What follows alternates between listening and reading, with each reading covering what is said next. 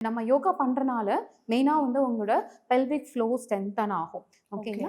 And உங்களோட hip ஓப்பனிங்க்கு touring அந்த labour டைம்ல இல்லன்னா அந்த டெலிவரி டைம்ல வந்துட்டு நம்மளுக்கு ஹிப் ஓப்பனிங் வந்து ரொம்ப இம்பார்ட்டன்ட். உங்களோட பெல்விக் மசில்ஸ் வந்து ஓப்பன் ஆகுறது ரொம்ப இம்பார்ட்டன்ட் ஃபார் ம். வெஜினல் டெலிவரிக்கு. ஸோ நம்ம அது ரிலேட்டடான எக்ஸர்சைஸ் வந்து முன்னாடியே யோகா முன்னாடியே பண்ணோம் அப்படின்னா, அந்த உங்களுக்கு வந்து நார்மல் டெலிவரிக்கு ரொம்ப ஹெல்ப்ஃபுல்லா இருக்கும். ம். யோகா பண்ணா கண்டிப்பா நார்மல் டெலிவரி தான் இருக்குமா அப்படின்னு கேட்டா, அந்த மாரி கிடையாது.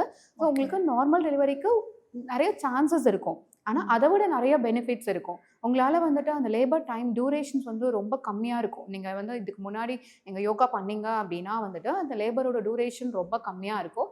அண்ட் ஆஃப்டர் டெலிவரிக்கு அப்புறமா வந்து உங்களுக்கு ரெக்கவரி பார்த்தீங்க அப்டின்னா, ரொம்ப ஃபாஸ்ட்டா இருக்கும்.